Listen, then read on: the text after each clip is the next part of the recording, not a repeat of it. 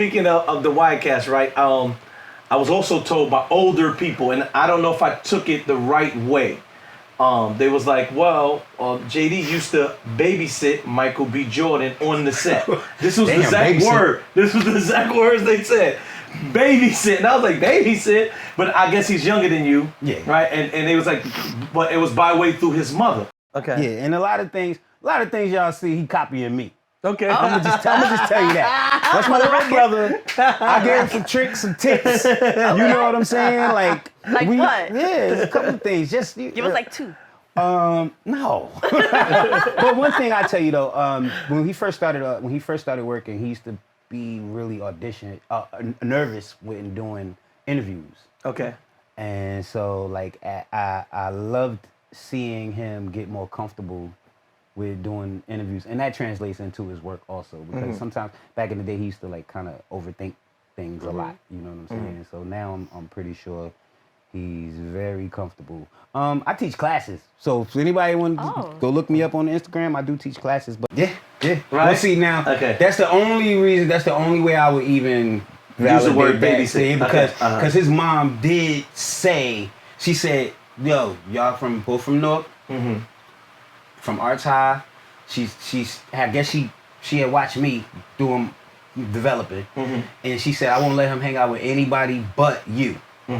So I guess that was the consensus. They were like, since his mother gave him express permission, to hang out with Mike, so that's basically his babysitter. His babysitter, yeah, because he couldn't come out of his trailer unless he was coming to my trailer. When they spent the night overnight, he couldn't go to nobody else's room unless he was coming to my room. Okay. You know what I'm saying? When we was in California, like, you know. So when we went on a trip, I was the first one to take him to Magic, you know, and you know, we was just doing stuff. Like his mom would let me just take him out, and I'm like, I got him. She know I ain't gonna let nothing happen to him. You know what I'm saying? But yeah, like his mom, and I just saw her not too long ago. Bless you, mom. I was honored that, you know, like I said, to even, because in this industry, first off, you know, you don't trust nobody with your kids. Absolutely. You know, no matter who they are. And it's a lot, because she also knows he's going to come into his own. He has to grow up. He has to be around somebody, you know. And like I said, I looked at it as an honor for her to say, like, whatever she saw in me and everything. Like I said, obviously we both from North. We graduated from the same high school, but that don't have to mean anything.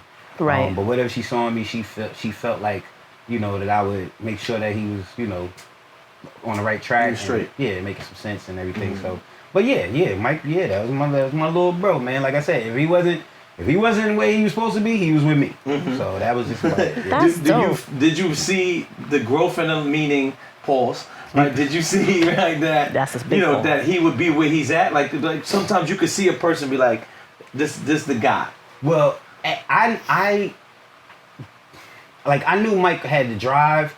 And it was this thing. Once we got out to California, I knew he was going somewhere. And I remember I said I'm a comic book person, so when I saw Miles Morales, I was like, yo, in like 6 years, this is probably who they gonna want you to play. You go into a superhero stuff. You probably gonna be Miles Morales.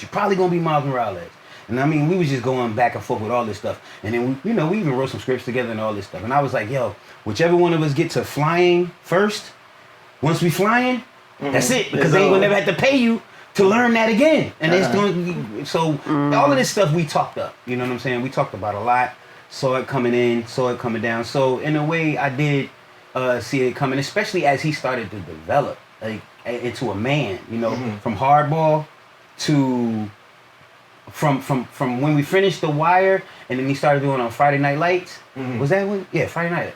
And I started to see this thing, and then when I'm out in California and as I'm helping him audition for lines, and I'm seeing him, you know. Oh, y'all sit there and practice together.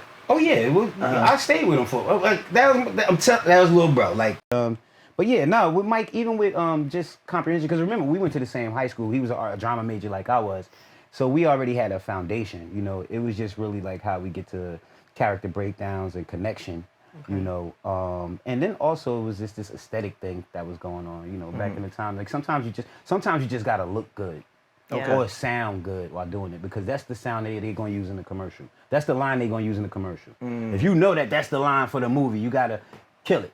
You know what I'm saying? Get all dramatic with it if you have to. So That's one of the tips. You know, Okay. figure out which lines are the sound bites and hone in on those. Sound bites very important. So That's a good tip. you know, so we had a couple of those. But yeah, man, that's my little bro, man.